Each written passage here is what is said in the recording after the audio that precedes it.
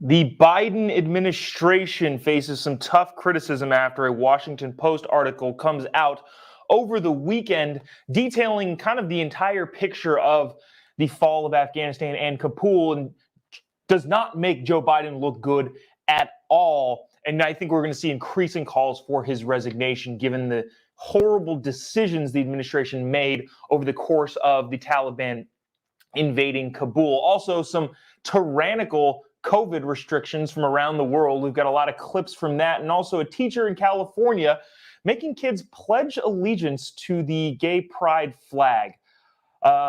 Really interesting stuff. We got a lot of stuff today on the Jobob Show. Thanks so much for tuning in. It starts right about now. 3, 2, 1. Here we go.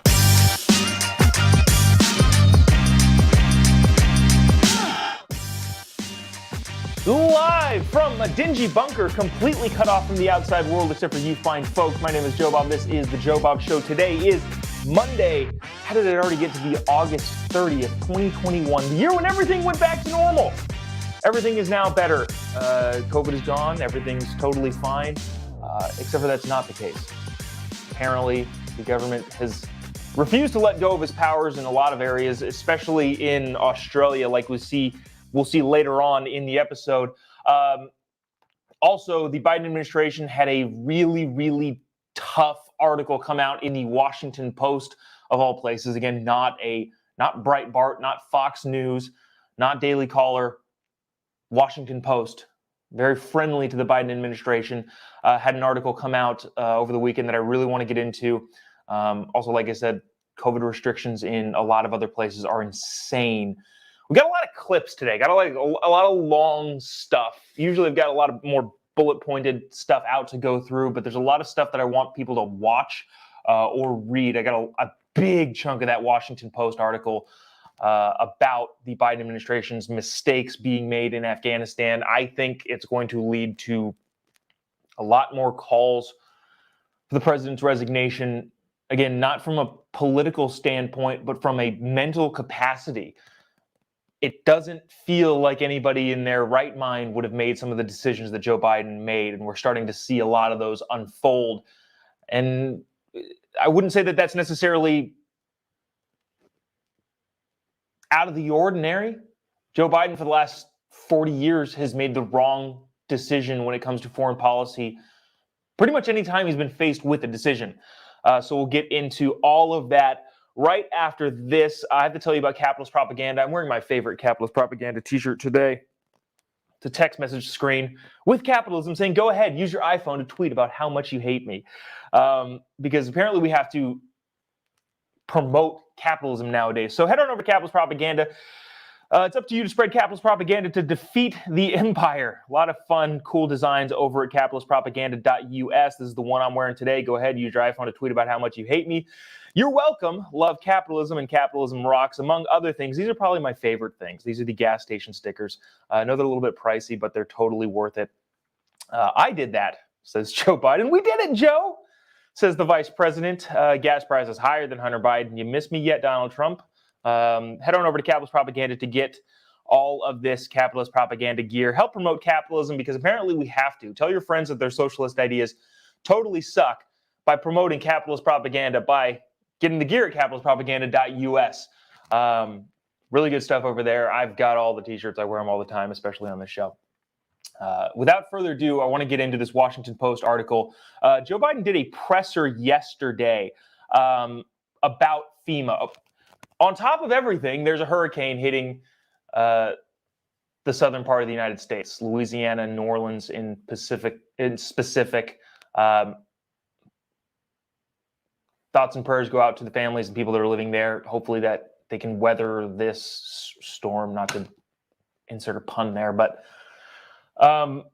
hopefully that Ira doesn't wreak havoc on the people in that part of the country. But Joe Biden gave a press conference yesterday, and that's kind of where I want to start things off, and it kind of leads into it. We're not really getting into anything talking about FEMA related, anything about that. I just wanted to look at this Joe Biden clip from yesterday where he is talking to reporters about FEMA, and watch how he ends this. Well, let me play it. then we'll discuss. Also, again, if you have any commentary, feel free to comment. We can read them online and, react accordingly. Some people agree, some people disagree, and that's totally fine. But tell us what you think in the comment section of this page. But as we're doing it live, here's Joe Biden talking about, at the end of his FEMA press conference. My grandfather would say, the grace of God and the goodwill of the neighbors. And by the way, look out for your neighbors. If you're in the region, look out for your neighbors. So thank you very much, and thank you, Commissioner. I really think it all works. I'm not supposed to take any questions, but go ahead. Mr. President, on Afghanistan. I'm not going to answer Afghanistan now. Can you see if there's still an Okay. acute risk? Holy cow! This is the picture we see of Joe Biden a lot, just completely turning his back. Joe Biden was giving a press conference on FEMA, so I understand that. But Afghanistan still remains the hottest story and the thing that most Americans are caring about constantly. Now, again, the hurricane situation is hopefully not going to be as big of a problem, but currently is a big problem in that part of the country if you live there. And Joe Biden does also need to handle FEMA appropriately when it comes to getting people the assistance they need caused by the natural disaster. All of that stuff notwithstanding, then at the end of the press conference, he does this thing that he's been continuing to do constantly. He's been giving the stage directions out loud. It's like, oh, I'm not supposed to take any questions. According to who, dude? You're the boss. If you want to take questions, go ahead and take some questions. Stop saying, oh, I'm not supposed to take questions, or they told me to call on this person, or they said I can only take this amount of questions. This is the problem. It's not the fact that the people in his orbit are saying, hey, we should call on this person. This person's going to ask a friendly question. And he finishes a press conference and says, all right, I'll take some questions. We'll start with here. He says I've been given a list, and I've been told to call on so-and-so. He's reading the marching orders. Same thing in this situation. We're going to play this clip really one more time and look at Joe Biden again say, well, I'm not supposed to take any questions. Dude, you're the boss. You can do whatever you want. You're not supposed to do anything. What you're not supposed to do is say you're not supposed to do something. That's the problem we're having currently with Joe Biden. Let's listen to this one more time. This is Joe Biden at the FEMA press conference when asked about Afghanistan. Wait, you got there. Saying, well, I'm not supposed to take any questions. Commissioner, I really think it all works. I'm not supposed to take any questions, but go ahead. Mr. President, on Afghanistan. I'm not going to answer Afghanistan now. Can you see if there's still an Okay. acute risk? And then on top of that, he says, well, I'm just not going to answer Afghanistan questions. I'm done. I'm out of here. Here's the problem with big government mindset. People who think that the government should be the end-all be-all and control everything have this mindset that the government is at the top of the hierarchy in the pyramid of American society. And to an extent, there's some truth to that. But here's the thing. Joe Biden works for us, not the other way around. The President of the United States, anybody in government, all the way up to the Commander-in-Chief and the President of the United States, works for the people. And the attitude of, I'm not answering any of that. I don't have to do this. I'm not. That is not a good attitude to have. The fact that he continues to read the marching orders, and then has a dismissive tone about somebody who's asking a question about the biggest story in the world, should stoke some serious questions, again, not to his decisions that he's made, but his decision-making ability. The fact that he's being dismissive to reporters asking questions of the biggest global crisis in decades, and also continues to say, well, I'm not supposed to do this, that should have some huge questions on his mental capacity to make decisions. Not necessarily even the decisions, but his mental ability to create decisions. Now, I pulled this other part of this clip from ABC News, George Stephanopoulos. This is really interesting. So remember, We'll play this shortened version really quick and then go right into the second part. This is the raw feed coming out of this press conference where he didn't take any questions. It's more of an address. If you don't take questions, it's more of an address. But then I pulled the clip from ABC News YouTube feed with, again, George Stephanopoulos, and I want to show you where they cut this footage. Mr.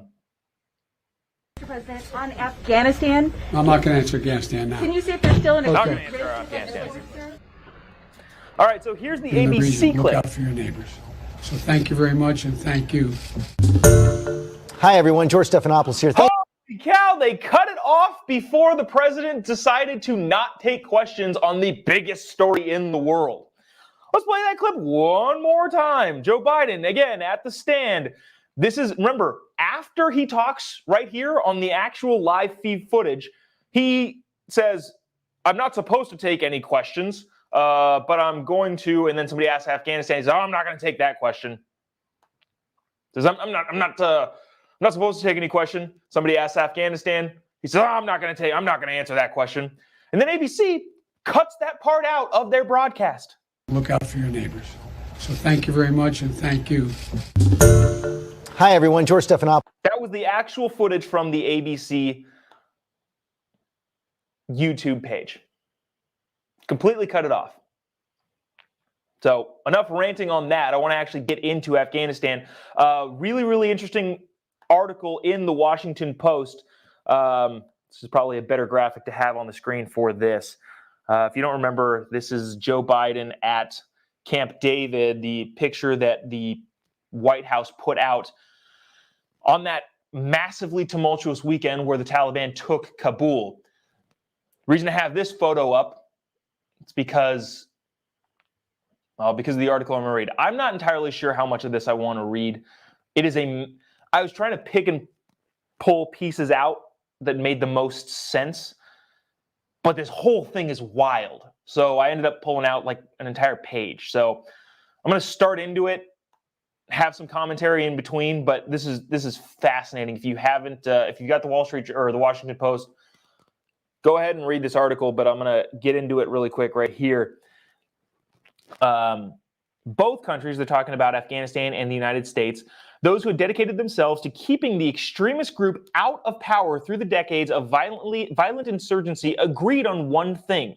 Had it not been for a few fateful choices that Sunday in mid-August, they're talking about the Sunday in which the Taliban took Kabul, it could have gone very differently. A spur-of-the-moment decision by the president to escape the country based on apparently incorrect information supplied by his advisors was the most consequential. Later, the United States had one last chance to challenge Taliban supremacy in Kabul, but opted to focus squarely on getting people out through the airport. Again, this is a report from the Washington Post. Before the fall, Ghani, president of Afghanistan, former president of Afghanistan, former now because he fled, Ghani told aides that Afghan forces could hold off the Taliban in the wake of the American departure and that the government needed just 6 months to turn the situation around, according to a former Afghan official. Even as the Taliban attacks intensified in rural Afghanistan and the provincial capitals, his confidence remained unshaken. The president of Afghanistan was telling the United States and the world and the Afghan people and the Afghan military, no, we got this. We got this. Problem with the United States is, unlike when Ronald Reagan was in office, remember the whole trust but verify, we trusted them, didn't verify. As the Taliban continued to accumulate gains, American officials began to see the president's confidence as delusion. Ghani's lack of focus on the threat of the Taliban mystified U.S. officials. In a July meeting with Ghani in Kabul, two men told the Afghan president that his team needed to be realistic about defending the country and must drop the idea of defending all 34 provincial capitals, said an official familiar with the meeting. They had focused on what they could defend, they had to focus on what they could actually defend, said the official. All the provinces are important, but there was something integral about the defense of Kabul. Ghani appeared to agree, but there would be no follow-through, the U.S. official said. Ghani would want to talk about digitizing the economy, said another official, referring to the president's plan for the government's salary payment system. It had nothing to do with the dire threat. Essentially, the United States went in and said, hey, you've got to focus on defending Kabul. Afghan President Ghani basically said that, well, no, we're going to defend everywhere. Everything's going to be totally fine. The provincial capitals are going to be totally fine. That wasn't the case. The Taliban were moving across Afghanistan with the United States pullout, and they were losing provincial capital after provincial capital. All of the provinces in rural Afghanistan were gone. The United States officials said, you need to focus on defending Kabul. Ghani said, oh yeah, totally, we'll do that. And according to people close to Ghani, he wasn't focused on that at all. So let's jump to that Saturday before the Sunday in which the Taliban overtook Kabul. As late as the Saturday afternoon before Kabul fell, Ghani did not suggest any urgency around department arrangements or the safety of senior staff. The Americans, meanwhile, were suffering from their own delusions. Again, this is the failings of the Biden administration and their intelligence regarding the entire situation in Afghanistan. In June, U.S. intelligence agencies had assessed the Afghan government would hang on for at least another 6 months, which again was not true. So either they got it wrong and someone should resign, or they knew what was happening and the information passed up along the chain was, no, they'll be fine for 6 months, and it was a lie. And then they should resign. In no situation should anybody not resign here. We'll get to it a little bit later, but there's been one person that's been fired over this. One person. And that one person was fired because he was criticizing the administration and wanted them to be held accountable. Such is the situation with our government. Again, after I get through this, you're going to be understanding why I think there's going to be a lot more calls for Joe Biden to resign over the failure of decision-making in this Afghanistan situation. By August, the dominant view was that the Taliban wasn't likely to pose a serious threat to Kabul until late fall. Again, hindsight 2020, that wasn't true at all. That was dead wrong. American officials may have been urging Ghani to show greater urgency, but their own actions suggested no immediate cause for alarms. The United States said, hey, well, you need to be urgent about this, but didn't do anything to support that claim. Officials surrendering to the customary rhythms of Washington in August. This is your DC insider sentence. Washington kind of shuts down in August. Congress goes home. The president goes on vacation. The White House staff goes on vacation. Everything is totally fine in August. And this article says the officials surrendered to the customary rhythms of Washington in August. On Friday afternoon before Kabul fell, the White House was starting to empty out as many of the senior staff prepared to take their first vacations of Biden's young presidency. Old man, young presidency. Earlier in the day, Biden had arrived at Camp David. The Secretary of State, Anthony Blinken, was already in the Hamptons. Must be nice being a public servant, being able to go to the Hamptons.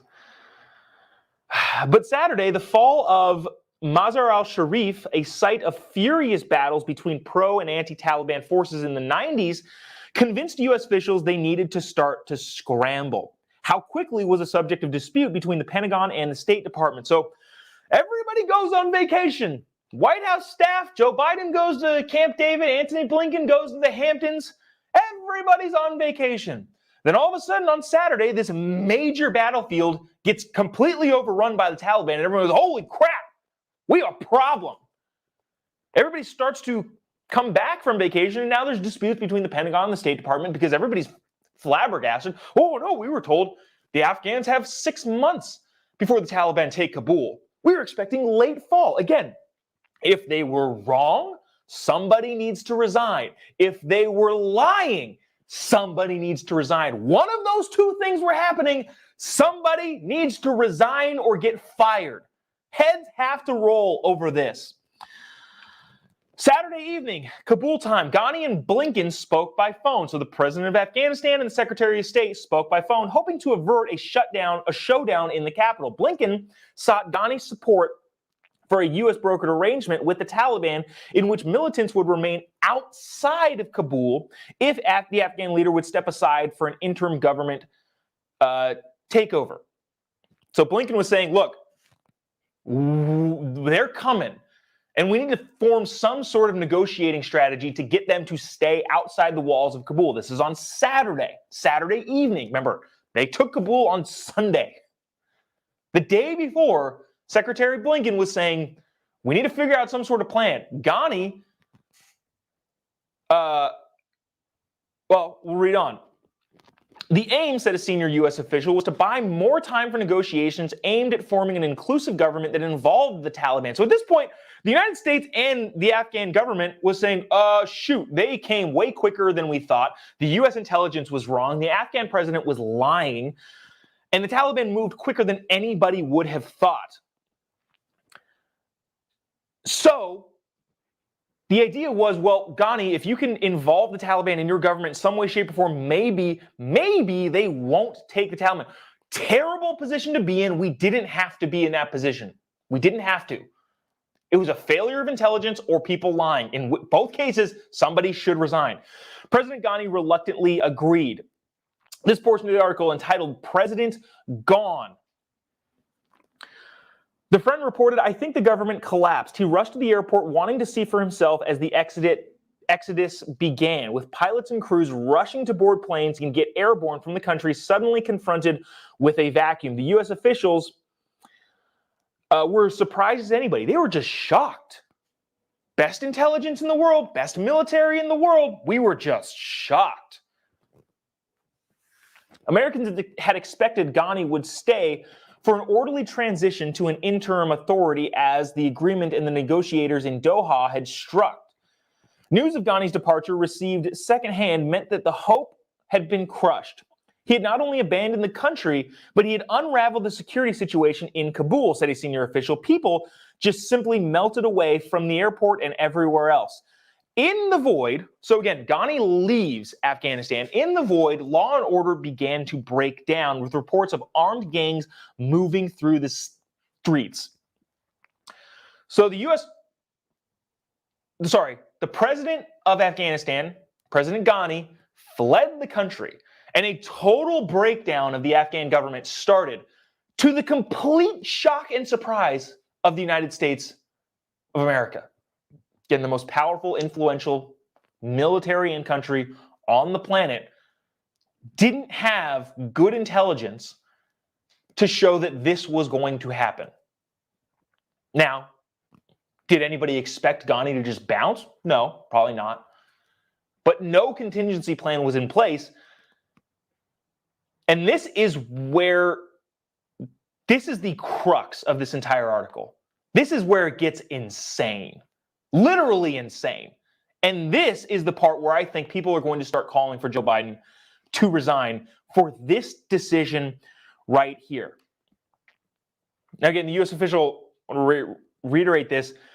In the void, law and order began to break down in the city of Kabul, with reports of armed gangs moving through the streets. In a hastily arranged in-person meeting, U.S. senior military leaders in Doha, including McKenzie, the commander of U.S. Central Command, spoke with Abdul Ghani Barbadar, head of the Taliban's political wing. Barbadar said, "We have a problem. We have two options to deal with it. You, the United States military, take responsibility for securing Kabul, or you have to allow us to do it."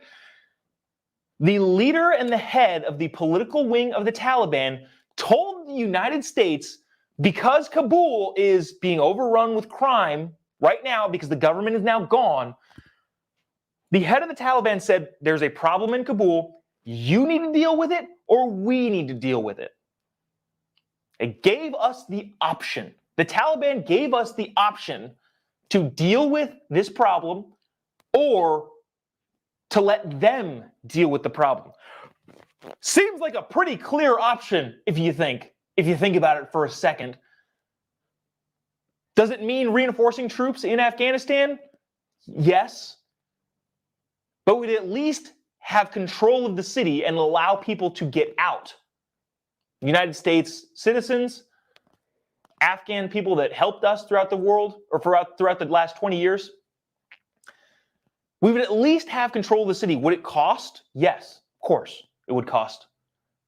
But it's either take control of the city ourselves or let the Taliban do it. Throughout the day, President Joe Biden had remained resolute in his decision to withdraw all American troops from Afghanistan. The collapse of the Afghan government hadn't changed his mind. McKenzie, aware of those orders, told Barbadar that the U.S. mission was only to evacuate American citizens, Afghan allies, and others at risk. The United States, he told Barbadar, needed the airport to do that. On the spot, an understanding was reached, according to the two other U.S. officials. The United States could have the airport until August 31st, but the Taliban would control the city.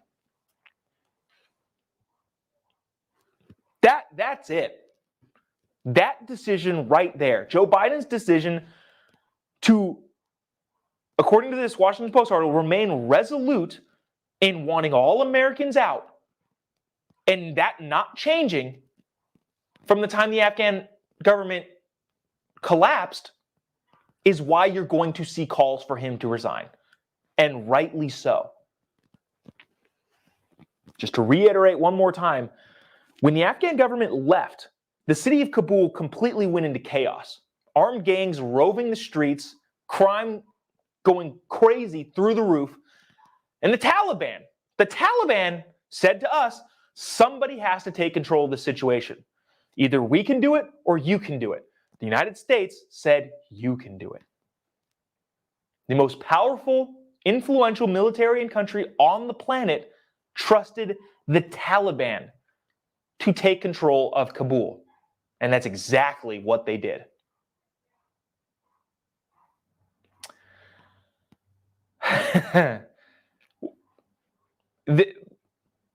There could not have been a more wrong decision in this. And again, unfortunately, it's not surprising. Joe Biden has made the wrong decision in pretty much every situation regarding foreign policy through his entire political career. But this one takes the cake. Obviously, of course, after this decision, you see exactly what happened. You see the Taliban set up checkpoints, not letting people get into the airport. The United States having to go back into the airport and take back control of the airport. You see people not being able to get through. You saw the attack that happened outside the airport. All of this could have been avoided. All of it could have been avoided if Joe Biden decided that the United States would take control of Kabul instead of the Taliban. His decision was to trust the Taliban over the United States military. And what has happened over the course of the last 2.5 weeks has been a result of that decision. 13 U.S. military service members dead in an attack. Thousands of people left stranded in Afghanistan. People beaten in the streets. All of that is fallout from this decision from the President of the United States, who has shown time and again that he is not capable of doing the job of Commander-in-Chief. The Taliban took control of the city. Fighters were now on the move throughout Kabul. The group's spokesman issued a revision of his earlier guidance. The Taliban hadn't intended to take Kabul that day, but Ghani's exit gave the group no choice. I would add a phrase into that sentence. Ghani's exit and the United States' unwillingness to protect U.S. citizens, Afghans who aided the United States, and their families, the U.S.'s decision to not protect those people gave the Taliban no other choice but to go take control of the biggest city in Afghanistan, Kabul. Whew. that was a lot. I don't really have much more to say about that. Seems pretty evidently clear that, look, and I'm not, I try to, as much as I can, stay above the partisan fray here. There are a lot of things Joe Biden has already done that have made me super mad. I'm not going to call for his resignation or impeachment. I think that's ridiculous. I think elections have consequences. And if Republicans would have just won, just gotten one of those Senate seats in Georgia, we would have a different situation. But again, elections have consequences, and I don't get furious over things that I don't agree with coming out of the White House, Congress, or the Senate, regardless of if I disagree with them. But this is another thing. Dang. This,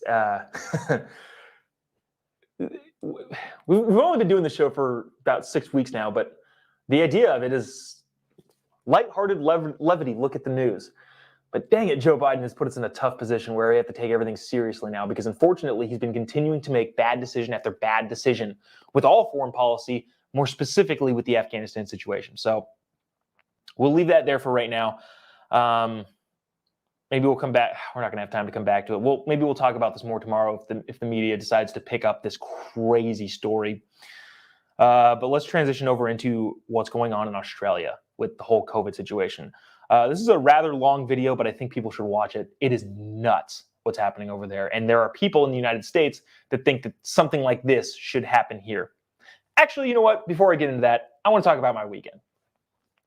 I'm playing in a men's basketball league at a place with other guys. Show up to the game, people in the stands, people playing on the basketball court. Nobody's wearing a mask. Nobody's talking about anything.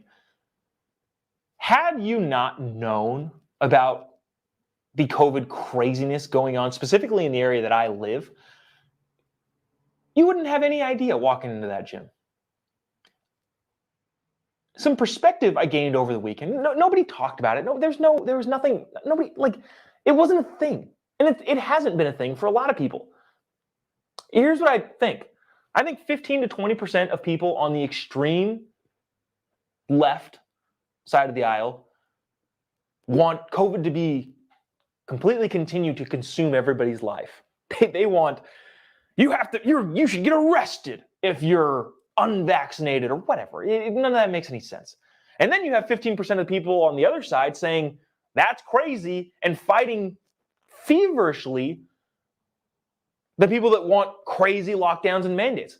So you got 15 to 20% of people on different sides of the argument constantly fighting each other. And I think the majority of us are kind of in the middle. And this is where I am this weekend, kind of going, I don't care. I'm just going to keep doing what I'm doing. Maybe I should care more. Maybe I should be fighting the system more. And while I will do that through this show and through the platforms that I've got here and over at the Daily Caller, in terms of living my actual life, I don't care anymore. If somebody has a problem with how I'm going about doing my life, that's fine. I'm just going to ignore them. And that's what people at this men's basketball league were doing. That's how I think the majority of the country is. Those of us who have a reasonable sense of our own calculated risk are just doing whatever we want to do, and that's fine.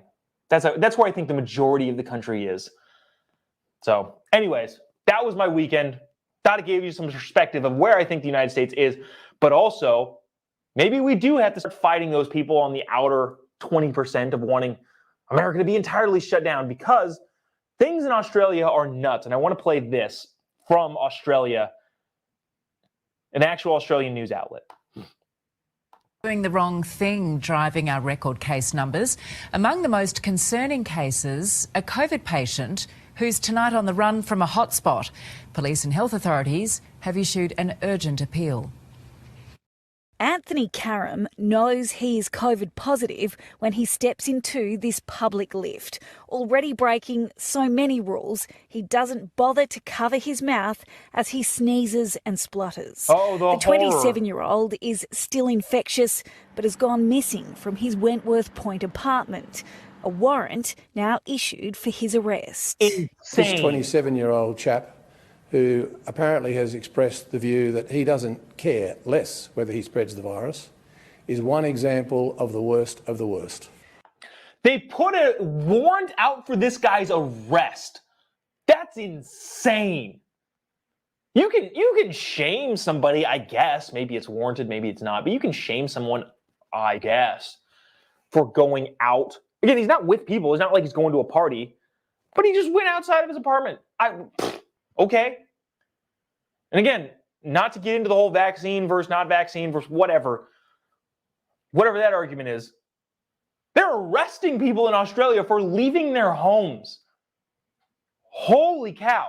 Check this part out. There's little sympathy for anyone ignoring the health orders. Even this group of teenagers caught partying after dark at the bottom of the North Bondi They're Cliffs. arresting teenagers for sitting To higher outside. ground by Polaire's spotlight and speaker, the 8 boys were placed in handcuffs and left to explain a $1,000 fine to mum. 681 penalty infringement notices issued in the last 24 hours. More than 400 of those notices were again for people being outside of their home without a reasonable excuse. So 1,000 people in Australia are at risk of being fined or cited every single day for being outside of their homes. Dude, that guy would have made a great Nazi. I'll tell you that. Line Sharks player Josh Dugan denies lying to police when he was found a long way from Sydney. The 31-year-old stopped at 11:30 last night in Lithgow, where he allegedly told officers he was moving to the area and feeding animals before admitting to visiting a friend. He and a passenger turned back to Sydney, only to be pulled over a second time, travelling in the wrong direction. The NRL is investigating and criminal charges could be laid. Criminal charges for freaking what? Driving to a place? This is insane. And everybody in Australia is taking this seriously. Dude, what happened? Okay, so when I think of people in Australia, I think like Steve Irwin or Crocodile Dundee. I think like rough and tumble, big masculine society that alligators crawl into your backyard, you punch them in the face. That's what I think of when I think of Australia. But apparently, it's filled with a bunch of sissy lalas now that just let the government overrun them. Now, there is an argument to be made. This could be what happens when you give all your guns up, as Australia did in the last decade or so. All of the guns gone in Australia. All of your guns that you would use to fight anybody are just gone in Australia. Now, I don't want to get on this tangent, but you could make the argument and say, well, like Joe Biden would say, well, you can't beat the government. You can't beat the military in a gun battle. That's not the point, dude. The point is that you would have people fighting back, which would make any sort of military takeover of any place. Look, the United States has guns, not because we think we can beat people with tanks and helicopters. Nobody thinks that. Nobody thinks you with your AR-15 can topple the United States military. Nobody thinks that. What we think, and the reason why we need to have them, is that if there was ever a situation where the United States government used military force to encroach on a people, those people that would fight back had the ability to do so, and the optics that the military was facing in slaughtering people who have inferior artillery would be so bad that they wouldn't be able to do it. That's the reason why you need to have guns. Not because you have a chance at beating somebody with a B-2 bomber or any sort of weaponry that the United States military has.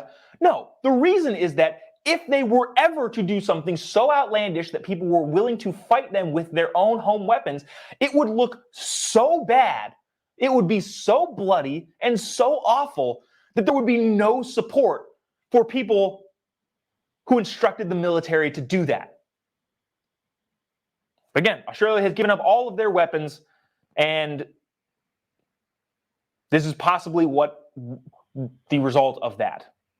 It's getting harder and harder to hide if you're doing the wrong thing, So, especially the in the wrong construction industry. Who gets to say it's the wrong thing? Right? Who decides what's the wrong thing? It's getting harder and harder to hide if you're doing the wrong thing. Who gets to decide what's the wrong thing? Hitler decided that Jews were the wrong thing. Does that mean he was right? Now, obviously, I'm not comparing this to that. It's a little bit different, obviously. But I'm making the case of who gets to decide? Who gets to decide what's right and what's wrong? Does the CDC, who's been wrong about most things and have to retract statements constantly? Does the FDA, who's again been wrong about most things? Does Dr. Fauci get to decide who's right and who's wrong? Facebook can't do it. YouTube can't do it. The social media platforms can't do it. They're just bad at it. It seems like it's a near impossible task. So to put that in the hands of the government, the most incompetent entity on the face of the earth, put that task of who's right and who's wrong in their hands, yeah, that's not going to work. It's almost done. A crackdown following on from the recent shutdown. Workers sent home if their paperwork isn't in check. It is a struggle, but it's it's just what has to be done. Like, nobody likes telling people to go home. They've all got families to feed. Our cameras rolling on another random blitz in Marsden Park. Authorising me under the Public Health Act. Inspectors have asked these tradesmen to show proof of their QR check-in as well as identification and vaccination records. One of the men here is from Campsie and he doesn't have his documentation, so he's being sent home. He may lose a chunk of his pay too if officers follow through with a fine. This is unfreaking believable what's going on in Australia. You got construction workers who are working outside with masks on and people going around and checking their paperwork. Holy cow. Dang, I got a lot more that I could have gotten into. We didn't get to the teacher with the flag thing. I wanted to get into that vaccine versus natural immunity study that came out of Israel, but I thought the Afghanistan situation was much more important. Again, I think you're going to start seeing calls for Joe Biden to resign because of some of that information coming out. So maybe we'll get to that stuff tomorrow. Again, the studies seem to be showing that natural immunity, which a lot of people have, is way better than vaccine immunity. And also, a teacher made kids in her class pledge allegiance to the LGBTQIA+ flag. I think I got all the letters. I'm not sure. More of that tomorrow. Oh shoot! Also, Bill Maher. We had a great Bill Maher clip, but we're way over, already out of time. So maybe we'll get to all that stuff tomorrow. Catch us right back here tomorrow, hopefully earlier in the day. I had a little bit of a health spout this morning from my meal at a well-known Mexican restaurant last night, and that was taken care of earlier this morning, and so that's why we're on a little bit later today. But we'll probably be on earlier in the morning tomorrow, back from with all of the various things that are going on in the world, and hopefully making light of some of the situations around what we're doing right now. Oh, actually, I got one meme. We got one meme. Let's do one meme. Meme time is a thing that we do at the end of the show. Let me get you this one meme. This is a funny one. This is from the Babylon Bee. Biden drone strikes the White House after vowing to kill those responsible for American military deaths in Kabul. Tried to end it on a lighthearted. This isn't really lighthearted because unfortunately it's very sad. But it is kind of funny. The Babylon Bee saying Biden drone strikes the White House after vowing to kill those responsible for American military deaths in Kabul. Anyway, that's meme time. Thanks for indulging me on meme time. And that's going to do it for us today. Again, we got a lot of stuff coming up tomorrow that we didn't get to today. It'll be a good day tomorrow on the Jobob Show, bright and early at, I don't know, like 7:30. Whenever I get into my car and down to the studio, we'll do that. And if you haven't got a chance already, great episode this week. And if you're in California, great episode on King Gavin. And his reign of terror on California in the recall election and why we should recall King Gavin. But that episode out now on the Daily Caller YouTube page. I think it'll be going up on their Facebook page fairly soon. But we went in deep on how and why King Gavin should not be in charge in California and why we need to recall King Gavin in California. That is over on the Daily Caller, my show Quality Control with them. It's fun. We do it every week. If you haven't checked it out already, go check it out over on the Daily Caller. We'll be back here tomorrow bright and early with some more news of the day and maybe some stuff we didn't get to today. That's going to do it for us. Thanks so much for watching the Jobob Show. God bless America.